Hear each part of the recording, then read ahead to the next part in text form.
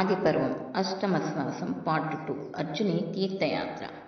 నారదుడు మాటల్లో అంతరార్థం గ్రహించిన పాండవులు ద్రౌపది విషయంలో ఒక నియమం ఏర్పరచుకున్నారు. ద్రౌపది ఒక్కొక్కరి ఇంట్లో 1 సంవత్సరం ఉండాలని ఏర్పాటు చేసుకున్నారు. ఆ సంవత్సర కాలం మిగిలిన వారు ఆ ఇంటి వైపు కన్నెత్తి కూడా చూడకూడదని, పొరపాటున అలా చేస్తే 12 నెలలు తీర్థయాత్ర చేయాలని ఒప్పందం చేసుకున్నారు. నారదుని ఎదుట ఒప్పందం చేసుకున్నట్లు నడుచుకుంటామని పాండవులు ప్రతిజ్ఞ చేశారు. ప్రతిజ్ఞ చేసినట్లు నడుచుకోసాగారు. ఒకరోజు ఒక బ్రాహ్మణుడి ఆవును కొందరు దొంగలించారు. ఆ బ్రాహ్మణుడు అర్జునుని వద్దకు వచ్చి దొంగలను శిక్షించి గోవును తెచ్చి ఇవ్వమని అడిగాడు. ఆయుధగారంలో ఉన్న తన ధనస్సు తీసుకోవాలంటే అక్కడ ధర్మరాజు ద్రౌపదితో ఆయుధగారంలో ఉన్నాడు. అక్కడకు వెళితే నియమభంగం అవుతుంది. కానీ బ్రాహ్మణుని బాధను నివారించడం తన ధర్మమని భావించి ఆయుధగారానికి వెళ్ళి ధనస్సు తెచ్చి దొంగలను చంపి గోవును తెచ్చి ఇచ్చాడు. నియమభంగం జరిగినందుకు అర్జునుడు తీర్థయాత్ర చేయాలని నిశ్చయించుకున్నాడు. ధర్మరాజు మాత్రం వచ్చింది సత్కార్యం నిమిత్తం కనుక నియమభంగం జరగలేదని చెప్పాడు. అర్జునుడు, అన్నయ్య, ఏదో సాకుతో ధర్మం తప్పడం భావ్యం కాదు కనుక తీర్థయాత్ర చేయడానికి నాకు అనుమతి ఇవ్వండి. బ్రాహ్మణులతో పౌరాణికులతో అర్జునుడు తీర్థయాత్రకు బయలుదేరి ముందుగా గంగా తీరం చేరాడు. ఒకరోజు ఉలిచి అనే నాగకన్య అర్జునుని చూసి మోహించింది. అర్జునుడు తన బ్రహ్మచర్య వ్రతంలో ఉన్నానని, అన్నగారి ఆదేశంతో తీర్థయాత్ర చేస్తున్న నన్ను ఇలా కోరడం భావ్యం కాదని వారించాడు. ఉలూచి అర్జునుడితో, మీ గురించి అంతా నాకు తెలుసు, అందువలన వ్రతభంగం కాదు, నా కోరిక తీర్చకుంటే ఆత్మహత్య చేసుకుంటాను. అలా జరిగితే ఎన్ని దాన ధర్మాలు చేసినా ఆ పాపం పోదు అన్నది. చేసేది లేక అర్జునుడు ఆమె కోరిక తీర్చాడు. ఉలీచి గర్భవతి అయి ఐరావణుడు అనే కుమారుడిని కన్నది.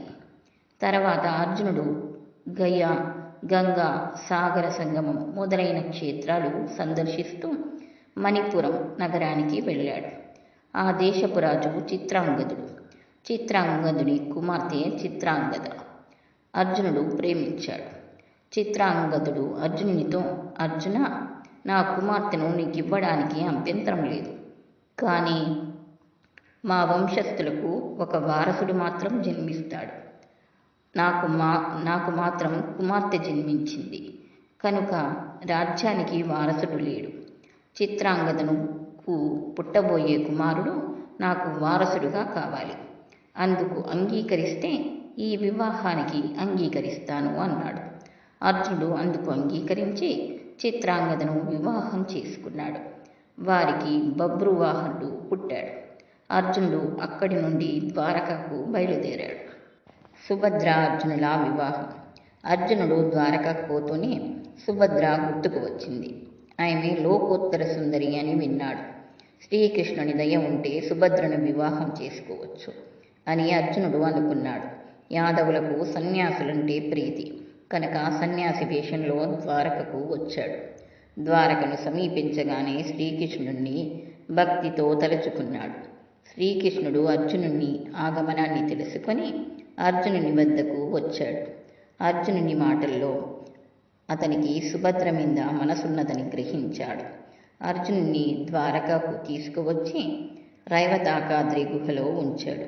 ద్వారకకు వెళ్ళి యాదవులకు రైవతాకోత్సవం చెయ్యాలని ఆదేశించాడు. అందరూ రైవతాకాద్రికి బయలుదేరారు. శ్రీకృష్ణుడు భార్యలతోనూ సుభద్రతోనూ యాదవ ప్రముఖులైన అక్రూరుడు, ఉద్ధవుడు, సాత్యకి, ఉగ్రసేనుడు మొదలైన వారు బయలుదేరారు. సుభద్రకు కూడా అర్జునుని మీద మనసు ఉంది. అర్జునుడు ఎలా ఉంటాడో సుభద్రకు తెలియదు. రైవతాకాద్రికి ప్రదక్షిణం చేసే సమయంలో అర్జునుడు సుభద్రను చూశాడు.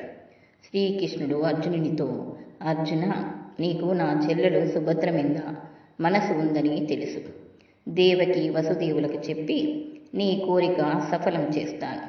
బలరాముడు అర్జునుని నిజమైన సన్యాసి అనుకొని నమస్కరించి అతన్ని చతుర్మాస్య వ్రతం పూర్తి అయ్యే వరకు ద్వారకలో ఉండమని చెప్పాడు. అర్జునుడు అంగీకరించాడు. బలరాముడు సుభద్రను అర్జునుని సేవలు చేయడానికి నియోగించాడు. శ్రీకృష్ణుడు అర్జునుడు క్షేమంగా ఉన్నాడని ఇంద్రప్రస్థానికి సమాచారం పంపాడు. ఒకరోజు సుభద్ర అర్జునుని గురించి చెప్పమని అడిగింది. అర్జునుడు ఇంక దాచి ప్రయోజనం లేదని అసలు విషయం చెప్పాడు. అర్జునుడు గాంధర్వ వివాహం చేసుకుంటానని అన్నాడు. సుభద్ర తన వాళ్లకు ఈ వివాహం ఇష్టమే కనుక వాళ్లే ఈ వివాహం చేస్తారని చెప్పింది. శ్రీకృష్ణుడు దేవకీ వసుదేవులకు వివాహానికి ఒప్పించాడు. బలరాముణ్ణి కొంతమంది యాదవులను అంతర్ద్వీపానికి పంపించి తను కూడా వారితో వెళ్ళినట్లు వెళ్ళి వెనకకు వచ్చాడు. శ్రీకృష్ణుడు దేవేంద్రుణ్ణి పిలిపించి అందరి సమక్షంలో సుభద్ర అర్జునుల వివాహం వైభవంగా జరిపించాడు. సుభద్ర అర్జునుడు హస్తినాకు వెళ్ళుట. సుభద్రను తీసుకుని రథం మీద ప్రస్థానానికి వెళ్ళమని చెప్పాడు. దేవేంద్రుడు కుమారునికి అనేక కానుకలిచ్చాడు. శ్రీకృష్ణుడు ఏమీ తెలియనట్లు అంతరద్వీపానికి వెళ్ళాడు. సుభద్ర అర్జునుల వివాహ విషయం తెలియని ద్వారపాలకులు వారిని అడ్డగించారు. అర్జునుడు వారందరినీ ఓడించాడు. యాదవులు బలరామునికి ఈ విషయం చెప్పారు. యాదవులు ఉద్రేకపడి అర్జునునితో యుద్ధం చేసి సుభద్రను తీసుకువస్తామని అన్నారు. బలరాముడు శ్రీకృష్ణునితో నీకు నిజంగా ఈ విషయం తెలియదా అన్నాడు. శ్రీకృష్ణుడు తన మీనమరదల్ని వివాహం చేసుకున్నాడు. ఇందులో దోషం లేదు. అర్జునుని జయించడం దుస్సాధ్యమని మీకు తెలియదా అని అడిగాడు. బలరాముడు ఏమీ చెయ్యలేక ఊరకున్నాడు. ఇంద్రప్రస్థానం వెళ్ళిన అర్జునుడు సుభద్రతో మనం ఇలా వెళితే ద్రౌపది పౌరుషంగా మాట్లాడవచ్చు కనుక నువ్వు ముందుగా వెళ్ళి నీ అత్తగారు కుంతిని ద్రౌపదిని చూసి వారి అనుగ్రహం సంపాదించు. తర్వాత అర్జునుడు నగర ప్రవేశం చేసి పెద్దల దీవెనలు పొందుతాడు. బలరాముడు సుభద్ర అర్జునులకు అనేక కానుకలు పంపాడు. సుభద్రకు అభిమన్యుడు జన్మించాడు. ద్రౌపదికి పాండవుల వలన ప్రతివిందుడు, శృతసోముడు, శృతకీర్తి, శతానికుడు, శృతసేనుడు అను 5 ఉప పాండవులు జన్మించారు. వారంతా ద్రౌమ్యుని వద్ద వేదాంగాలు, అర్జుని వద్ద అస్త్రశస్త్రాలు నేర్చుకున్నారు. కృష్ణార్జునుడు కాండవవనమునకు వెళ్ళుట. ఒకరోజు అర్జునుడు శ్రీకృష్ణునితో బావా, ఇక్కడ ఎండలు అధికంగా ఉన్నాయి, మనము వన ప్రాంతాలకు వెళ్ళి కొన్ని రోజులు గడిపి వద్దామా అడిగాడు. శ్రీకృష్ణుడు అంగీకరించడంతో అందరూ వన ప్రాంతాలకు వెళ్ళారు. వారందరూ విహరిస్తున్న సమయంలో అగ్నిదేవుడు బ్రాహ్మణ వేషంలో అక్కడికి వచ్చాడు. కృష్ణార్జునుడు అర్ఘ్యపాద్యాలు ఇచ్చి సత్కరించిన పిమ్మట అతడు అయ్యా, బాగా ఆకలి వేస్తుంది, తమరు భోజనం పెట్టగలరా అడిగాడు. అందుకు వారు విప్రమోత్తమ, మీకు ఏది ఇష్టమో చెప్పండి, పెడతాము అన్నారు. అగ్నిదేవుడు నిజస్వరూపం చూపి కృష్ణార్జునులారా, నేను అగ్నిదేవుణ్ణి, నేను కాండవ వనాన్ని దహించాలి. అందుకు ఇంద్రుడు అడ్డుపడుతున్నాడు. ఇంద్రుడు మిత్రుడు ఈ వనంలో ఉండటమే అందుకు కారణం. ఇంద్రుడు చేసే ఆటంకం తొలగిస్తే నేను కాండవ వనాన్ని నిరాటంకంగా భుజిస్తాను అని అన్నాడు. అర్జునుడు అగ్నిదేవునితో అయ్యా, నీకు ఈ కాండవ వనాన్ని దహించాలన్న కోరిక ఎందుకు కలిగింది అని అడిగాడు. శ్వేతకి యజ్ఞం. అందుకు అగ్నిదేవుడు అర్జునునితో శ్వేతకి అనే రాజర్షి 100 సంవత్సరాల కాలం సత్రయాగం చెయ్య సంకల్పించాడు. అంత దీర్ఘకాలం జరపడానికి ఏ ఋత్వికు ఒప్పుకోలేదు. శ్వేతకి ఈశ్వరుని కొరకు ఘోరంగా తపస్సు చేసి ఈశ్వరుణ్ణి ప్రత్యక్షం చేసుకున్నాడు. దేవా, నేను 100 సంవత్సరాల కాలం చెయ్య సంకల్పించిన సత్రయాగానికి నువ్వు ఋత్విక్కునిగా ఉండాలి అని కోరుకున్నాడు.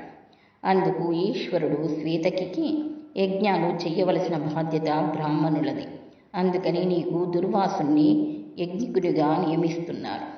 నువ్వు 100 సంవత్సరాలు ఎడతెగని నేతి దారతో యజ్ఞం చేసి అగ్నిదేవుణ్ణి తృప్తిపరచుము అని చెప్పి అంతర్ధానమయ్యాడు.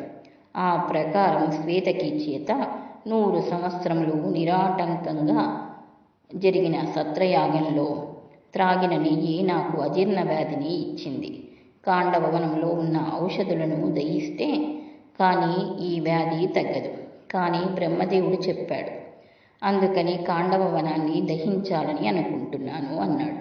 అర్జునుడు, అగ్నిదేవ, నీకు నేను సహాయం చెయ్యాలంటే మాకు ఆయుధాలు కావాలి కదా. నా వద్ద ప్రస్తుతం ఆయుధాలు లేవు అన్నాడు. అగ్నిదేవుడు, అర్జున, నీకు ఆ చింత వలదు. నీకు కావలసిన ఆయుధాలు నేను సమకూరుస్తాను అని వెంటనే అగ్నిదేవుడు వరుణుని స్మరించగానే వారి ముందు వరుణదేవుడు ప్రత్యక్షమయ్యాడు. అగ్నిదేవుడు, వరుణదేవ, నీకు బ్రహ్మదేవుడిచ్చిన ధనసు, అమ్ముల పొది, రథము అర్జునునికి ఇచ్చి చక్రాన్ని, గదని శ్రీకృష్ణునికి ఇవ్వు అన్నాడు. వరుణుడు గాంధీవమనే ధనుసును, అక్షయ తునీరాన్ని, కపిధ్వజంతో కూడిన రథాన్ని అర్జునకు ఇచ్చాడు. అలాగే సుదర్శనమనే చక్రాయుధాన్ని, కౌమోదికి అనే గదను శ్రీకృష్ణునికి ఇచ్చాడు. ఆయుధాల సహాయంతో రక్షించమని చెప్పి వారి వద్ద అభయం తీసుకుని రెట్టించిన ఉత్సాహంతో కాండవవనాన్ని దహించడం మొదలుపెట్టాడు. కాండవవన దహనం. కృష్ణార్జునులు ఇరువైపులా రక్షణకు నిలబడ్డారు.